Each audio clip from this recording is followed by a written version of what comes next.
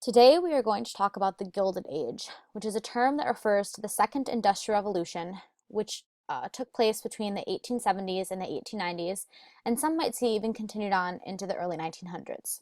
Specifically, we're going to talk about the men who led the major industries of this period. Some might call them robber barons, which is a negative term highlighting the corrupt business practices that they had or the poor working conditions that they put into place for their employees. But some might call them captains of industry, which is a positive term, highlighting the innovative practices they put into place, seeing their economic policies as efficient and profitable. And in the end, they really were beneficial to the businesses. I want to begin by giving you guys a little bit of background information. So the term Gilded Age was coined by the author Mark Twain, and it means glittering on the surface but corrupt underneath. So overall, this was a period of economic prosperity and of a booming economy. But underneath all that, we saw really poor working conditions, low wages, very long hours for the common American working man who was employed in these factories that led to these monopolies. And overall, people still today view it as an era of corruption, capitalism, and excessive consumption. But I really think that it's better to think of this period as a time that formed modern America. From 1869 to 1910, manufacturing increased from $3 billion to $13 billion. And this just puts into perspective for you guys how great this growth in economic productivity really was. And this growth was driven by the modern corporation, which we're going to talk about in a little bit. But following the Civil War, the economy changed and a new economy developed that was very dependent on steam power and the railroad and the internal combustion engine, as well as on raw materials from all over the world. And because of these raw materials that were taken in from all over the world, the industries could create better products. And these products were often then shipped all over the world, where the industries served mass markets on a global scale. And so we start to become as America is seen today, this international superpower, this industrious nation that's really just has this booming economy. And during this time, businesses also expanded in size and scale. So this is where we see the monopolies that consolidated smaller entities in each of the individual industries into one giant corporation. We also see, as I just mentioned, the emergence of modern corporations, which was in turn produced increase in factory production and mechanization. And a lot of the major sectors of the nation's economy came to be dominated by a small number of giant corporations. And a list of those sectors is in front of you. And if you take a look at this image, this is an image of a steel mill in Pennsylvania during this period. I just want to again highlight the poor working conditions that workers often had to face. They're working with high heat, heavy objects, and have very little protective clothing on. So it was a very dangerous job. We often saw workplace injuries and sometimes even deaths during this period. We also see a new class of millionaires develop. Prior to the Civil War, there were only 400 millionaires in the US. But by 1892, that number increased to 4,047 millionaires.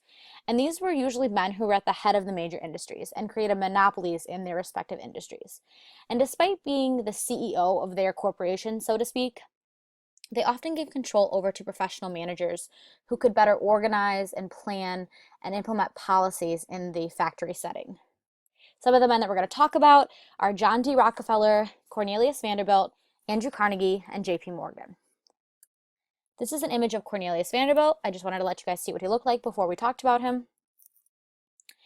Vanderbilt started out as a ferry captain of a steamboat that was owned by Thomas Gibbons that ferried people and goods between New Jersey and New York. And eventually he ended up getting his own steamboat lines out of Manhattan. And in this region, he competed against a lot of the dominant steamboat enterprises in the markets that were around Manhattan and the New York area. And in 1835, he decides to concentrate on Long Island Sound. And this is where he gets his connection to the railroads, mostly the ones that were serving New England factory towns. So often the railroads would transport goods from the factory towns to the waterways, and then Cornelius Vanderbilt would ship them across the waterways on his steamboats. Eventually he acquires a stake in these railways and takes part in their management. And in 1847, he is elected corporate president of the Stonington Railroad. But in 1851, he turns his interest a little bit more to steamships and creates his own steamship line to San Francisco, which transports Americans across the United States to California in search of gold, which, as most of you probably know, the gold rush was taking place during the 1850s. And his line actually cut a week off of the journey on the Panama route that was usually taken. And so this is where he gains his nickname Commodore, which at the time was the highest rank in the US Navy. So it was a nickname that was given to him out of respect for his efficient and innovative new practices and methods of developing a new route to San Francisco. And later on, this nickname was used by newspapers and politicians and family members to refer to Vanderbilt. In 1863, he transferred his interests completely to railroads, starting with the New York and Harlem Railroad. And through consolidation and leasing and coordinating management, he creates an interregional railroad line that spans several states, kept costs down, and increased efficiency because he no longer had to deal with several different timetables and procedures that came from having multiple railroads.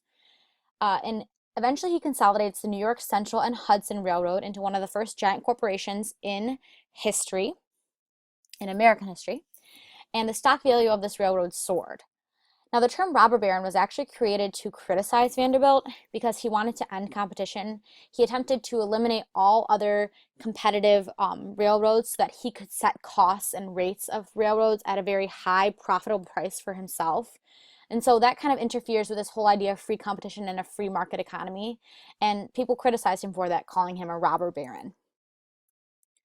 This is an image of Andrew Carnegie. It's actually an image from later in his life, which was after he was what we would call a robber baron. It's later in his life when he became philanthropic prior to his death and no longer owned the corporation that he came to head during his youth.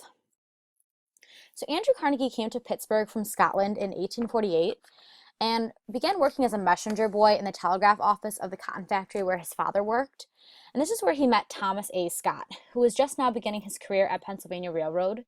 And Scott hired Carnegie as his private secretary and personal telegrapher. And eventually Carnegie was able to work his way up the ladder at Pennsylvania Railroad and succeeded Scott as superintendent of the Pittsburgh division. During the Civil War, Scott was hired to supervise military transportation for the North through his railroad line. And during the Civil War, we really see a large increase in production of iron. And so this is where Carnegie gets his first interest in the metalworking industry. And he sees potential in the iron industry and turns his attention to the Keystone Bridge Company, which at the time was replacing wooden bridges with iron ones.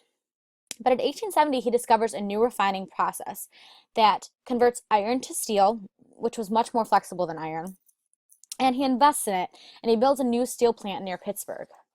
And during his time as a business leader, Carnegie really did preach for workers' rights and the right to unionize and the right to protect their jobs. But in an effort to keep costs down, he often made them work long hours for very low wages. And people saw him as ruthless in managing costs. And eventually this becomes bad for him because it leads to the Homestead strike in 1892. This strike resulted because of an attempt by manager Henry Frick to lower wages and break up the union that was in the steel mill in the face of dropping steel prices. So he was trying to save money because steel was no longer as profitable. So he was cutting wages and breaking up the union. And Carnegie supported Frick in this because, again, he was trying to increase his profits. And union workers had been willing to accept all of the new contract terms except the one that required them to dissolve their union. And because of this, Frick shut down the plant as a threat to the workers. And they voted to strike. And so they hung Frick in effigy, and Frick ended up hiring the Pinkerton Detective Agency to force the removal of the workers. And the detectives carried rifles in, and gunfire was exchanged between them and the workers. And it resulted in 3 detectives and 9 workers dead. 4 months later, the men ended up coming back to work anyway because they had a lack of resources to sustain them. The strike leaders were actually charged with murder because of the 3 detectives who were killed, and other strike members were charged with lesser crimes, but no one ended up being convicted. And eventually Carnegie Company got rid of unions at Homestead. But Carnegie would regret this incident for the rest of his life and would later dedicate a recreation building on the site to his workers. In 1900, Carnegie Steel actually produced more metal than all of Britain, but this was also the year that J.P. Morgan began to challenge Carnegie Steel with his own steel industries and businesses. And Carnegie kind of was dying down in his interest in, the busy life of the business world. And so he had an asking price delivered to Morgan for what he wanted for his company. And JP Morgan agreed. So JP Morgan paid $480 million to buy Carnegie Steel off of Andrew Carnegie. For the rest of his life, Carnegie became philanthropic. He donated money to help others help themselves. So he donated to libraries and institutions of higher learning. And overall, throughout the rest of his life, he donated $350 million to charity. This is an image of JP Morgan. I just wanted you guys to see what he looked like. In 1857, JP Morgan began his career as an accountant. And in 1871, he became a partner in Drexel, Morgan and Company. But eventually, this company was reorganized as JP Morgan and Company in 1895. And JP Morgan actually began reorganizing railroads in 1885 by becoming a board member and gaining control of a large share of stock in a lot of the railroads.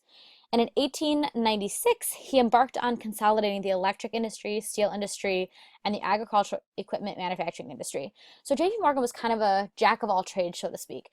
He really wanted to create monopolies in most of the major industries so that he could gain a lot of wealth from it. But railroads kind of were one of the main ones that he did, and also banking. And by 1900, JP Morgan was really the man behind the trusts. A trust was an organization that was created with a board of trustees who were appointed to manage a business and have control over the business's assets. And they were required to make major decisions for the business that would be beneficial to those who held stock in the business. So stockholders would give up their shares to the trust and give them the power to make the decisions for the company. And a lot of the corruption that took place during the 19th century included agreements between trusts to control prices in the industries for their mutual benefit. By 1901, JP Morgan creates U.S. Steel, the first billion-dollar corporation, so he completely monopolizes all of the steel entities in the United States. And just to give you guys perspective about how wealthy JP Morgan was, near the end of the 1800s in 1893, the country actually experienced a financial panic, and JP Morgan, as an individual, was able to help recover the economy by merging the railroads. And he became a stockholder in all the major railroads, further developing his wealth. This is John D. Rockefeller. In 1855, he got his first job as an assistant bookkeeper with Hewitt and Tuttle. He was known for being diligent, honest, persistent, patient, and very cautious. And he only undertook a business venture when he knew it would be profitable. And because of these traits, he was respected by the broader business community in Cleveland. And in 1859, he decides to go into business with Maurice Clark, forming the company Clark and Rockefeller. And they worked as commission merchants in grain, hay, meats, and other miscellaneous goods. They were top sellers and they earned a lot of money. And by selling on commission, the partners received a certain percentage of the selling price for the items that they sold. So the higher the price they sold the goods at, the more money they earned. During the Civil War, their business expanded and grain prices went up considerably. And in 1862, JDR turns his attention to oil, and the following year, Andrews, Clark and Company was formed. He focuses on Pennsylvania oil because it is of really high quality. And throughout his life, John D. Rockefeller was really devoted to increasing efficiency. He vertically integrated his business, meaning he incorporated all the stages of the oil refining business under his control. And he built his own barrels for the oil. He bought tracts of land with trees that provided wood for the barrels, and he bought his own wagons and horses to transport the oil so that he could cut out the middleman. He paid great attention to detail, and so he continued with oil refining between 1865 and 1870. And at age 24, he bought out the Clark brothers and gained complete control of the company. He really wanted to expand his business, so he created Standard Oil in 1870. And at this point, he has 30% ownership in the company. And in 1871, he formulated a plan for the consolidating of all oil refineries into one major monopoly. By 1879, Standard Oil actually produced 90% of all oil refining in the United States. And in 1892, the trust was dissolved 10 years after its creation. And then JDR decides to retire in 1897 and becomes a philanthropist for the rest of his life, donating to the University of Chicago, setting up the Rockefeller Institute for Medical Research, and founding the General Education Board. And so that kind of, concludes our presentation today about the robber barons of the Gilded Age. If anybody has any questions, please feel free to email me or see me after class and we can talk about them. And these are some of the sources that I had if you were interested in looking further into this topic. Thank you.